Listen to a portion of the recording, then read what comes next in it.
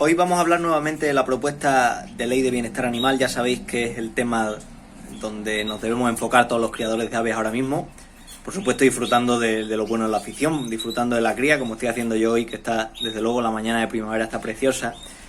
Y sobre todo lo hago porque a lo largo de los últimos meses ha habido muchos aficionados que han entrado directamente en pánico al verse viendo obligados por ley a dejar su afición. Y sobre todo a los medios de comunicación no han ayudado nada, porque yo mismo he leído titulares que prácticamente decían que esto ya era una ley y punto, que se aplicaba. Es decir, ha habido una desinformación en todo esto brutal.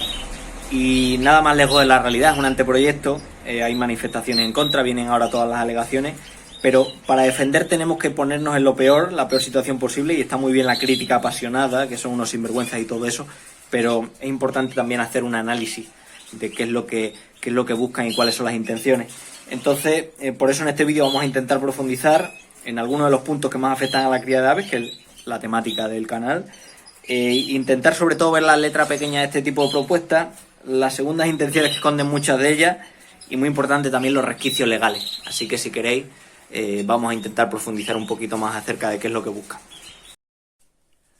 Bueno, pues vamos a intentar profundizar un poquito más en este vídeo de qué manera este tipo de propuestas afectan a la cría de aves. Si lo resumimos todo en general es prohibir el tema de la cría de aves, pero si intentamos profundizar un poquito más vamos a ver distintos puntos donde nos hemos afectado. Y por ejemplo hoy vamos a hablar del tema de las tiendas animales, el tema de los concursos, que es una de las cosas que más preocupa a los criadores, sabiendo que hay una gran cantidad de criadores que se dedican a la ornitología deportiva, como en mi caso, por ejemplo, criamos aves con el fin de participar en concursos y demás. El tema de la cría, que básicamente es el que engloba todo, el tema del silvestrismo, el tema de los cuidados, luego un tema muy importante que es el tema de la selección genética, que prácticamente es un pequeño apartado dentro del anteproyecto, de hecho no se ha dado casi importancia a los medios de comunicación, pero esconde también ideas ocultas preocupantes, el tema de los núcleos zoológicos y también, bueno, pues el tema de las multas y de las sanciones. Empezando por el aspecto de las tiendas de animales o las pajarerías, a mí es de los apartados dentro del anteproyecto que menos me sorprende, porque poco a poco hemos ido viendo que las tiendas de animales cada vez van siendo más limitadas en el tema de la venta de animales, y poco a poco la mayoría de ellas va atendiendo más a la venta de productos que a la venta de animales como tal.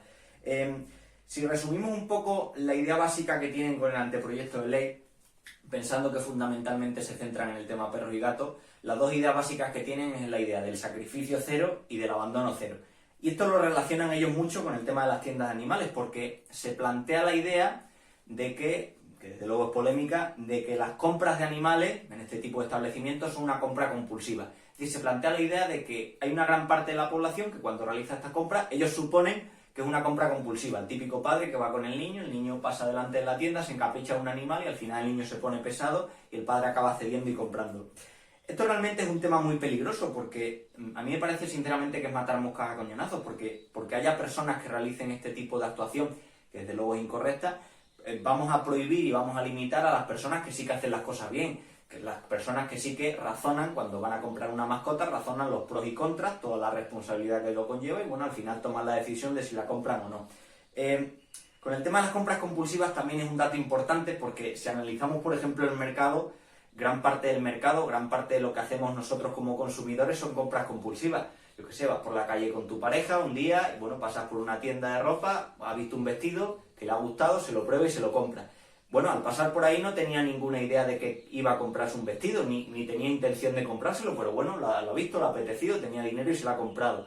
O por ejemplo, pasamos delante de un bar y bueno, no vas con la intención de tomarte nada, pero en ese momento pues te apetece, yo que sé, tomarte un café con un dulce o lo que sea. Tenemos gran parte de nuestras compras o gran parte de nuestra labor como consumidores tiene de compra compulsiva, eso es cierto. Pero aquí hay un problema con el tema de los animales, y es que ya hace un tiempo los animales dejaron de considerarse objetos, digamos a modo legal, y se empezaron a considerar seres sintientes. Es decir, por ejemplo, cuando había un divorcio, bueno, pues ante los animales prácticamente había un reparto casi como si fueran un mueble o una parte más de las distintas cosas que tiene la pareja, el coche, la casa, etcétera, etcétera. Ahora ya es un poquito más complicado, con lo cual a gran parte de la sociedad le cuesta entender que también haya esa compra compulsiva con el tema de los animales, viendo que a día de hoy ya se les considera legalmente, por así decirlo, como seres sintientes. Un tema importante también con el aspecto de la compra compulsiva es el tema el tema de los pájaros. Es decir, casi que la mayoría hemos comprendido que hay mucha impulsividad, por ejemplo, con el ejemplo que hemos dicho con los niños, de que, bueno, un niño ve un cachorrito, nos gusta mucho, nos llama mucho la atención y lo compramos. Pero, por ejemplo, con un canario, una persona que compra un canario, que desde luego no requiere tantos cuidados como los que requiere un perro, que desde luego no requiere tanta responsabilidad como requiere un animal de esos, pues pensar que estos también van a ser considerados por sistema una compra compulsiva también es un error. Y lo que hemos dicho fundamentalmente de matar moscas a cañonazos. Y sobre todo porque piensan, y bueno, quizás resulte muy pesado esto de insistir tanto en la compra compulsiva, pero es una de las claves que forma parte de esto. Es decir, tienen la idea de que la compra compulsiva, para solucionarla, culpamos a la tienda y le prohibimos comercializar a la tienda. Es decir, si alguien realiza una compra compulsiva, el culpable en la práctica es él, y una persona tiene que ser lo suficientemente madura para analizar si hace las cosas bien o no. No culpemos al de la tienda de animales, que simplemente lo que hace es ganarse la vida. Es decir, si la economía está bastante mal, porque lo está, bueno, pues como estamos tan sobrados de dinero, pues lo que vamos a hacer es tumbar directamente un sector económico. Porque una de las cosas más serias de esto, hombre, a mí me pueden prohibir criar y a mí me pueden dejar de disfrutar de los pájaros. A lo mejor puede ocurrir, pero bueno, a fin de cuentas yo seguiré haciendo mi vida, me faltará una parte importante que es mi hobby, pero bueno, imaginemos una persona que tiene una tienda de animales que vive de ello y que hace un trabajo que no molesta a nadie, un trabajo sano y que con eso mantiene una familia. Pues directamente con este tipo de propuestas lo que hacemos es cargarnos directamente ese sector. Y como digo, no estamos tan bollantes económicamente y de empleo como para decir directamente que este sector fuera. Con lo cual, considero que es uno de los puntos más peligrosos y uno de los puntos que más afecta de forma directa a un sector claro, como es el tema de las tiendas animales o como es el tema de las pajarerías. Vamos ahora con el punto número 2, que es el tema de los concursos, que como digo es una de las cosas que más preocupa a los criadores y de las cuales más se ha hablado en este tiempo. ¿Se prohíben técnicamente los concursos con esta propuesta? Podemos verlo de dos maneras, porque al final lo que nos damos cuenta es que todo este anteproyecto tiene distintos modos de lectura, es decir, que eso es lo que más inquieta, es decir, podemos ver una idea, digamos, muy dictatorial de decir todo esto queda prohibido, o podemos sacar resquicios legales de todo ello, lo cual es una ventaja si no lo analizamos bien. ¿Qué es lo que pone realmente? Bueno, pues es cierto que lo que pone se puede interpretar como que se prohíben los concursos, porque pone prohibido la exhibición al público de animales, en este caso también se incluyen las aves, con fines comerciales. Es cierto, reconozcamos que los concursos son unos puntos importantes donde se produce la comercialización de aves. Mucha gente va al concurso a comprar aves, mucha gente va al concurso con la intención de adquirir nuevos reproductores para su criadero. Pero también lo podemos ver con una segunda lectura un poquito más lasa, que es que se prohíbe la exhibición con fines comerciales. Bueno, pues cabe la posibilidad de que, oye, ¿por qué tenemos que asumir que si hacemos un concurso necesariamente va a ser con fin comercial? Es decir, todos hemos ido, por ejemplo, al Campeonato Nacional. El Campeonato Nacional tiene una sección de venta. Eso, lógicamente, no lo tumbarían directamente. Pero, por ejemplo, en la zona de concurso, en la zona de exposición, no hay una venta como tal pública. Todos sabemos que muchos de esos pájaros que concursan en el Nacional al final se pueden acabar vendiendo, o el criador los puede ir cediendo, porque lógicamente son muchos pájaros. Pero públicamente en la jaula no vamos a ver nada de precio, no vamos a poner nada que se pone en venta, y los pájaros que han empezado el concurso van a estar cuando acabe el concurso. Es decir, si me vienen a mí contando la idea de que los concursos se prohíben porque hay un fin comercial, le digo, no, perdona, o sea, estos pájaros están aquí exponiendo porque los criadores quieren, porque los criadores disfrutan, porque han venido a competir, y cuando acabe el concurso cada uno se lo lleva a su casa. Aquí no hay ningún fin comercial, por lo tanto, ¿por qué no vamos a aprobar los concursos? Veis que precisamente con esto hay dos maneras de interpretar la ley, y casi en todas las partes del anteproyecto por eso está tan mal planteada, porque lo han dejado un poco entrever así. Es decir, si lo vemos de una manera muy negativa, directamente nos prohíben los concursos porque ellos interpretan que hay un fin comercial, y si lo vemos de una manera un poquito más positiva, o resquicio legal, bueno, ¿por qué no voy a exhibir yo mis pájaros públicamente si son míos y luego cuando acabe la exhibición me los llevo a casa? Ahí no hay ningún fin comercial ni no hay ningún interés. Con lo cual es un tema complicado el tema de los concursos. Segundo aspecto importante, tercero, que es el tema fundamental, es el tema de la cría. ¿Nos prohíben la cría, sí o no? Pues aquí volvemos a lo mismo. Técnicamente, si lo analizamos desde el punto de vista muy generalista, la cría de aves, la cría, por ejemplo, de canarios, de agapornis y demás, la prohibirían. Si lo analizamos un poquito más en profundidad, lo que dicen es que máximo podemos tener 5 animales sin que se considere, digamos, cría. ¿Vale? Es decir, a mí me permiten tener 5 pájaros. Ojo, porque esos 5 pájaros no se pongan a criar, porque como se pongan a criar ya me paso del límite y ya se consideraría algo ilegal. Pero hablan en concreto, y esto es de lo que más polémica trae, de que solo se permitirían criadores autorizados. Habría que ver qué consideran ellos como criadores autorizados, y sobre todo el tema de que estarían prohibidos los criadores particulares y ser permitidos los criadores profesionales.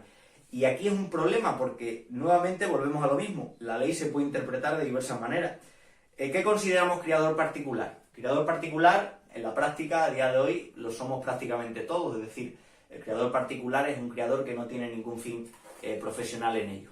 Pero si lo vemos desde un punto de vista mucho más serio, podemos considerar que criador hay dos opciones, o ser el criador particular o ser un criador profesional. La pregunta grande es, ¿qué consideran ellos como profesional? Profesional consideran una persona que vive de los pájaros, una persona que digamos, su trabajo, su profesión es esa, la venta de pájaros, pues de luego criadores profesionales habrá muchísimo menos del 1%. O sea, la gran mayoría de criadores no saca ni un duro de los pájaros, seguramente pierde dinero, y con suerte y con buena gestión y un buen criadero cuidado, pues puedes, digamos, cubrir costes o sacar un dinerillo extra, pero ni mucho menos dinero para dedicarte profesionalmente. Es decir, hay muchísimos criadores que sacan un extra y aparte de su trabajo, pues bueno, les ayuda un dinero extra de vender los pájaros. De eso sí que hay muchos criadores. Pero criadores que se puedan dedicar profesionalmente y que todos los meses puedan tener un salario pagando la cuota de autónomos que hay y demás, criadores podría haber muy poquito. Con lo cual, esa es la primera idea. ¿Se entienden por profesional una persona que se dedica única y exclusivamente económicamente a ello? Criadores profesionales habría muy poco, todos serían particulares y viéndolo así, la cría estaría prohibida. Si lo vemos como de que un criador profesional es una persona que se dedica, digamos, que está federada, que los pájaros están legalizados, que están anillados, que no está en su casa y lo hace a escondidas con pájaros sin anillar, pues ahí deberíamos incluir como criadores profesionales a todas las personas que están en una asociación ornitológica, que tienen conocimientos de cría, que tienen conocimientos de genética, personas que están dentro de una federación, y ahí sí que habría que incluir la grandísima mayoría de criadores que estamos incluidos dentro de asociaciones y federaciones. O sea, no es, digamos, un exceso de ego por mi parte, pero yo considero que soy un criador profesional. Es decir, que sí, que habrá gente que tenga mejores pájaros que yo, si eso no lo discuto, pero criador profesional me considero en el sentido de que tengo una serie de conocimientos de los pájaros, como lo tienen la gran mayoría de criadores que están en asociaciones o que están en federaciones. Mis pájaros están legales en el sentido de que les pongo una anilla y esa anilla es su documento de identificación, ahí vienen todos los datos de mi criadero, del número, de qué años son, etcétera. Es decir, ahí habría que insistir que todos los criadores que estamos federados estamos cumpliendo una legalidad, y lo de ser autorizado o no, oye, yo estoy en unos registros dentro de mi asociación, yo estoy en unos registros dentro de la federación, es decir, me van a considerar igual a mí que a una persona que, por ejemplo, tiene los canarios sin tenerlos anillados ni nada. Pues no debería ser así. Es decir, a mí me deberían considerar como un criador profesional, como digo, prácticamente, bueno, pues todos los que concursan y demás. Pero volviendo a lo mismo, el criador particular, que a lo mejor es ese que, bueno, pues tiene unas parejillas en su casa, no los tiene anillados, pero bueno, disfruta con ellos, pues sinceramente no hace ningún tipo de daño al medio ambiente. Es decir, lo de prohibir la cría a los particulares porque sí, bueno, tiene un tufo a que, bueno, pues hacer que esas personas declaren los impuestos, declaren las ventas, etcétera, etcétera. Pero lo que habría que matizar, o lo que deberían matizar ellos, es qué consideran profesional. Lo mismo, si consideran profesional una persona que vive de los pájaros, automáticamente, prácticamente todos los criadores nos vemos fuera. Si consideran profesional una persona federada, pues lo mismo se consigue un objetivo bueno, que es que las personas que no están federadas, pues bueno, tengan un aliciente para tener los pájaros anillados, para tener un control y para tener una trazabilidad. Vale, entonces el tema de la cría está, aunque luego vamos a hablar un poquito más en profundidad de ella, porque dentro del anteproyecto hay cosas incongruentes hablando de la cría. Vamos ahora con el tema del silvestrismo, que es de los temas más simples de entender de esto. El tema del silvestrismo ya estaba condenado a muerte previamente, o sea, sin esta legislación desde Europa le han ido pegando palos al silvestrismo continuamente, por lo menos al tema de las capturas. Pero lo curioso del caso es que en esta ley dejan una cosa que a mí sinceramente me hace mucha gracia, porque reconocen que el silvestrismo quedaría prohibido, pero dicen en concreto especialmente la captura de ave fringílida. Es decir, no tiene ningún sentido que yo en la misma frase diga que algo está prohibido pero dentro de esta prohibición especialmente tal. Especialmente no, o está prohibido o no está prohibido. Tú no me puedes decir que hay algo que está más prohibido que esto, o se prohíbe o no. Con lo cual me hace mucha gracia que precisamente a la hora de formular este tipo de cosas tengan este tipo de comentarios, especialmente la captura de aves. Pero si el tema de la captura de aves ya estaba siendo limitado por parte de Europa, yo no sé qué pretenden decir con estas ideas, pero lógicamente el silvestrismo ya previamente había sido condenado y es uno de los aspectos que ellos incluyen también en el tema del anteproyecto de ley. Volvemos a lo mismo, el problema del silvestrismo fue que, yo no digo ya del proyecto, sino de Europa, consideraron que en el momento en que la cría de estas aves silvestres en cautividad estuviera asentada, pues automáticamente ya no tenía sentido las capturas. Pero el debate nuevamente, y el debate de siempre, es que consideramos cría estabilizada, porque desde luego la cría de jilgueros, la cría de pardillos o la cría de verdecillos tiene bastantes complejidades como para que considerar a día de hoy que sea algo completamente estable. Con lo cual, tema silvestrismo, desde luego le han metido mano porque estaba claro que si atacaban a la cría de canarios iban a meter otro palo al silvestrismo, pero no tiene ningún sentido plantearlo así. El apartado número 5 también me resulta llamativo y me hace gracia porque es el tema de los cuidados. Dicen que estaría prohibido dejar un animal sin supervisión 3 días seguidos. Y bueno, esto alguno puede decir, no, pero eso habla de los perros y tal. Los perros en concreto 24 horas. Es decir, si yo me voy del criadero un finde y cojo puente, por ejemplo, yo mis pájaros los dejo con agua, los dejo con comida, los pájaros van a estar perfectamente, pero eso a día de hoy estaría prohibido, porque he estado 2 días que no he visitado el criadero, que no los he atendido. Sinceramente me parece legislar cosas donde no se debe meter, es decir, ¿de qué manera se puede meter un gobierno en cuántas horas le dedico yo a los pájaros? En cómo están de cuidado. Si puede haber perfectamente un criador que está todo el día metido dentro del aviario, está todo el día pendiente de los pájaros y los tiene muertos de hambre, o los tiene con una alimentación deficiente, o no les da los cuidados necesarios. Es decir, por el hecho de estar más encima yo de los pájaros y estar todo el día con ellos, ¿van a estar los pájaros más cuidados? Pues ni mucho menos. Yo conozco criadores que visitan el aviario días alternos, por ejemplo. Conozco criadores que a lo mejor se van una semana fuera. Conozco criadores que, bueno, pues por temas de trabajo no pueden estar todas las horas que quisieran encima de sus pájaros, encima de su aviario. Pero eso no significa que no estén cuidados. Es que entender esto es entender que, bueno, la política tiene que meterse en todo y tiene que meterse incluso en nuestras casas. Bueno, pues me legislan en esto, pero pues no, lo próximo es que me digan, si yo algún día tengo un hijo, cuántas tomas de leche le tengo que dar al niño. O cuántas veces tiene el niño que salir a jugar con los amigos. Es que intervenir en cosas donde no hay ningún... O sea, el gobierno o la política ni tiene capacidad ni puede intervenir en este tipo de cosas. Me parece muy bien que si hay un perro que está en un piso encerrado y lleva días y días, pues bueno, puede haber una llamada de una persona, algún vecino, por ejemplo, que llama a las autoridades y decir, mira, pasa esto, que está el perro aquí, y bueno, pues si hay una opción de ayudarlo o lo que sea, se hace. Pero lo que están buscando prácticamente es que con nuestros vecinos la relación sea de inquisidores y, oye, el vecino, oye, este tío se ha ido 3 días de vacaciones, pues le pongo una denuncia, porque no ha atendido a los pájaros. A mí me parece que ese tipo de cosas... El tema de la selección genética, que ya estamos casi acabando, es una de las cosas más inquietantes, pero se ha propuesto en otros países, es decir, no viene solo de España, y lo que dicen es llevar prácticas de selección genética de las que deriven problemas de salud. Un tema complicado, porque en esto sobre todo se centra en el tema, bueno, los perros braquicéfalos, como son los bulldog, el bulldog francés, el carlino, muchos de estos perros, también algunos gatos.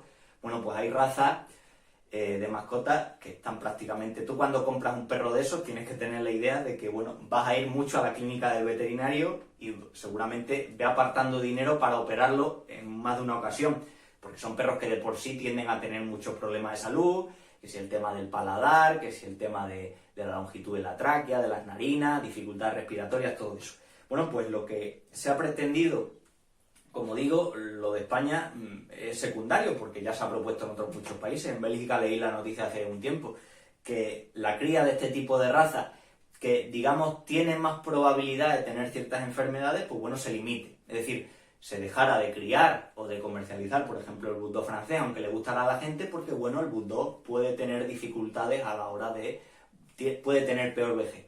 Pero partir de esa base es un tema muy peligroso, porque cualquiera, por ejemplo, yo que he estudiado en veterinaria, pues el tema de las razas siempre se estudia en el sentido de que hay razas que por genética, por la razón que sea, están más predispuestas a enfermedades. Por ejemplo, hay una determinada raza de perro que tiene más predisposición a tener un cáncer o de concreto, y otra raza tiene más predisposición a tener no sé qué. Es decir, si miramos raza por raza, todas tienen una cierta predisposición a tener algo. Igual que en las personas también se estudia, ¿no? Por ejemplo, por ser negro, aunque no hablamos de razas en personas, pero por ser negro, pues tienen más probabilidades de sufrir a lo mejor determinadas enfermedades. Es pura genética, o pues yo por ser blanco, caucásico o lo que sea, pues tengo más posibilidad de sufrir cáncer de no sé qué. Pero por esa razón prácticamente limitaríamos la cría de prácticamente todos los animales en pureza. Y yo creo que en ese sentido hay que profundizar mucho más qué queremos considerar, porque si una persona tiene estos animales pero está capacitada para darle los cuidados necesarios, yo no entiendo por qué hay que meterse ahí. Pero como estamos hablando del tema de aves, pues ¿qué podríamos hablar del tema, por ejemplo, de canario? Por el tema de canario sabemos que hay razas que son más débiles que otras, nuevas mutaciones, razas a lo mejor de postura que tienen más dificultades en la cría, el tema de, por ejemplo, razas que desarrollan muchos quistes. Pensar que, coño, como hay un problema genético, que es el tema de los quistes, bueno, pues esa raza hay que limitar su cría. O como hay un problema genético de este tipo de pájaros, de viejos suelen sufrir cataratas, como le pasa a muchos pájaros con ojos rojos, o dificultades en la visión, pues automáticamente limitamos la cría. Es que eso tiene muchas dobleces y es de las cosas más inquietantes que proponen, porque es intervenir. Es cierto que la selección genética de razas en pureza pues ha provocado eso. Si todos sabemos que los animales más duros son los híbridos, el vigor híbrido, es decir, el cruce de razas, pues un animal mucho más resistente. Lo sabemos desde luego en ganadería, en el tema de los perros, en el tema de todo. Pero de ahí a suponer que las razas en pureza se limite en ese sentido porque hay una más predisposición o muchas tienden a tener problemas, es un tema que hay que profundizar mucho y sobre todo que es un tema que hay que analizar con veterinarios especialistas y no proponerlo así a las bravas en este tipo de leyes, pero bueno. Y ya por último quería acabar con el tema de los núcleos zoológicos y de las multas. Antes de nada, este vídeo no va a ser el último que vamos a hablar de bienestar animal porque vamos a hacer un último vídeo, si puedo lo voy a intentar publicar antes de todo el tema de la manifestación, antes de todo el tema de las alegaciones, pues para, digamos, quedarnos un regusto, un poco de optimismo de motivos por los cuales la ley tiene menos posibilidad de ser aprobada, porque tienen también muchas cosas en contra de la ley, no solo las opiniones que estamos dando nosotros, sino que tiene muchos más detractores. Y creo que es bueno quedarnos con esa idea antes, como digo, de que se produzcan todas las alegaciones, que decida la clase política o que vaya la gente a la manifestación, etc. Y para acabar hoy el tema de los núcleos zoológicos y el tema de las multas. El tema de los núcleos zoológicos en la práctica, que muchos creadores, desde luego, el tema de los núcleos zoológicos viene ya de antes. Es decir, no es ya solo del anteproyecto de ley, sino que se había propuesto mucho antes. Por ejemplo, muchos criaderos en muchas regiones no cumplirían la ley a día de hoy porque tienen más animales de los que mínimos que se exigen. Es decir, con la cantidad de animales que tiene un determinado criadero, sería obligatorio que fuera considerado un núcleo zoológico. Pero bueno, en el anteproyecto también pues hablan lógicamente de ello. El tema de los núcleos zoológicos en la práctica es bastante sencillo de realizar porque fundamentalmente requiere dos cosas. Unos informes veterinarios, que bueno, pues tú tienes un veterinario de confianza, por ejemplo un veterinario de confianza especializado en aves, o yo que sé, una clínica veterinaria con la que tengas relación, pues sin ningún problema te puede hacer el informe del criadero, te hace un croquis de cómo están las jaulas puestas, de qué tipo de raza, todo eso es papeleo, burocracia, visita al criadero, da el visto bueno y punto.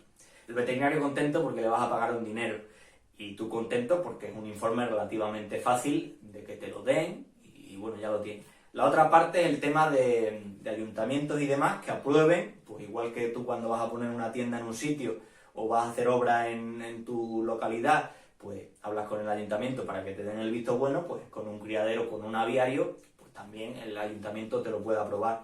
Pero esto también tiene una doblez, o sea, el ayuntamiento puede tomar decisión de que no lo aprueba por motivos bastante subjetivos, porque diga que bueno, pues esta persona ha tenido otro conflicto con el ayuntamiento y le ponemos dificultades para aprobarle el núcleo zoológico, o por lo que sea este ayuntamiento tiene unas ideas un poquito más extremistas con el tema de los animales y aquí vamos a poner mucha limitación al tema del núcleo zoológico y a lo mejor en el pueblo de al lado no lo hacemos.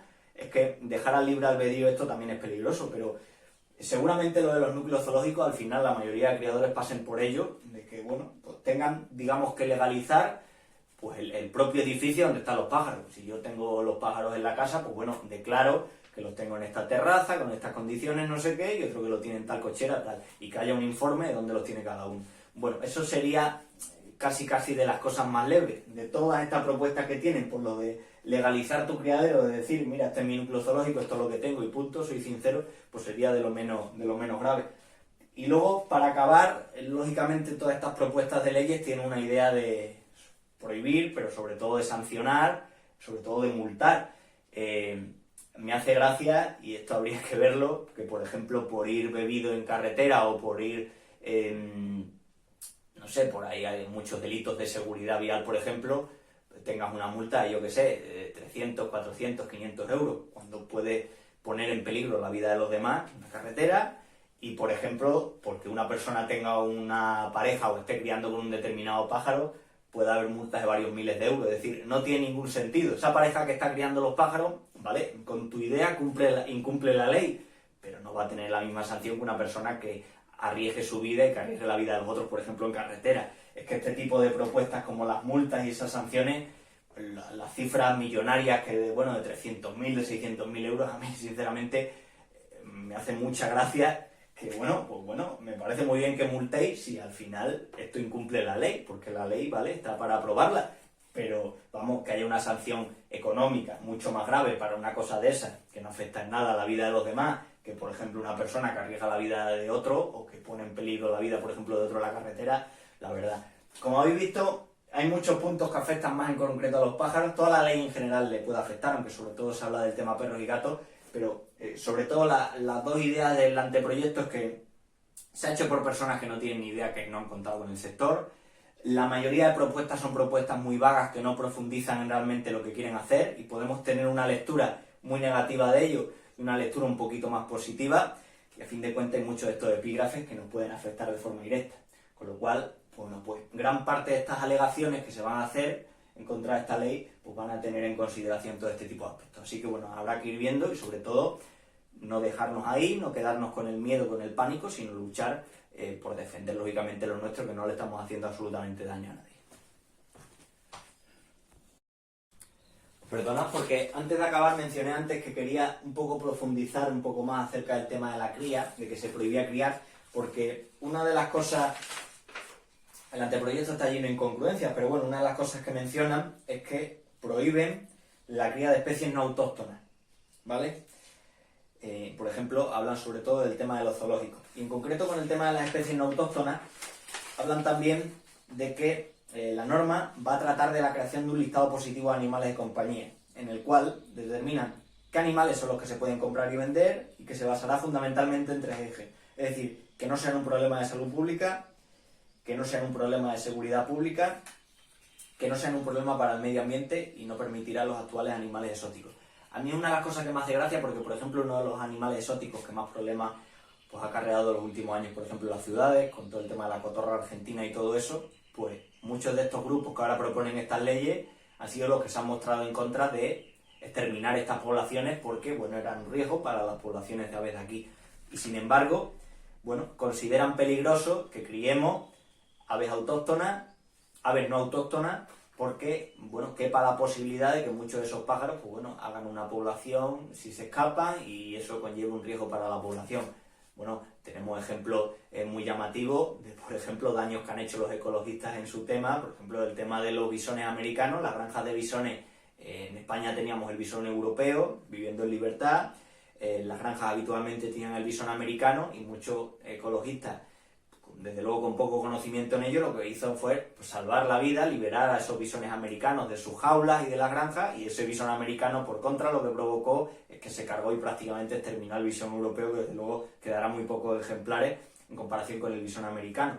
Pues, sinceramente, me parece un poquito incongruente este tipo de propuestas, y sinceramente, la mayoría de pájaros que tenemos en los criaderos, si cabe la posibilidad de que se nos escape un canario o algún tipo de estos pájaros, primero que lo más probable es que ese pájaro acabe muriendo en unos días, comido por un gato o muerto de hambre porque no sabe defenderse en el medio. está acostumbrado a vivir en cautividad porque nosotros le damos la comida, en el medio poco va a hacer. Y si se diera la pequeña hipótesis, la pequeña posibilidad de que ese pájaro, por lo que sea, se escapan varios y crían en libertad, desde luego que la población, la mayoría de ellos tiene muy poca viabilidad, porque sobre todo por colores, sobre todo por dificultades a la hora de buscar alimentos, desde luego conllevan muy poco riesgo. Es decir, la mayoría de especies, digamos, no autóctonas que se crían, por ejemplo, en España, no conllevan ningún riesgo de cara al medio. Sin embargo, bueno, entendemos y hay que entender que las especies que conlleven riesgo, pues bueno, por supuesto que sean criadas por criadores profesionales y que tengan muy en cuenta el riesgo de que si esos pájaros se escapan, pues puedan afectar al resto de especies. Pero hay como un doble rasero o como una doble mentalidad con el bienestar animal. Las especies que ya se han escapado, como por ejemplo la cotorra y todo eso, cada vez que se propone alguna idea para limitarlos o para, digamos, erradicar esa especie, bueno, ya estamos en contra porque es maltrato animal, porque todo lo que sea, porque es un problema en ciudades como Madrid, en Barcelona, en Málaga, en Sevilla, por ejemplo, en muchas ciudades. Pero sin embargo, pues prohibimos de alguna manera que se puedan generar más poblaciones de este tipo de especies peligrosas. No sé, en ese sentido hay muchas incongruencias en este anteproyecto y precisamente quería acabar rematando el tema de la cría de animales no autóctonos. Así que lo que tenemos que hacer, como digo, es luchar, defender, alegar todo este tipo de motivos de manera razonada, es decir, sin pasionalismo de decir estos son de una ideología, estos son de otra, nos quieren quitar todo, ¿no? Dar motivos serios y motivos razonados, que es lo que deben hacer, y me imagino que están haciendo las federaciones y muchos grupos, para dar a entender que este tipo de legislaciones no se pueden aplicar, o por lo menos no se pueden aplicar sin un mínimo razonamiento, sin una mínima colaboración de los sectores afectados. Así que nos vemos en próximos vídeos. Un saludo.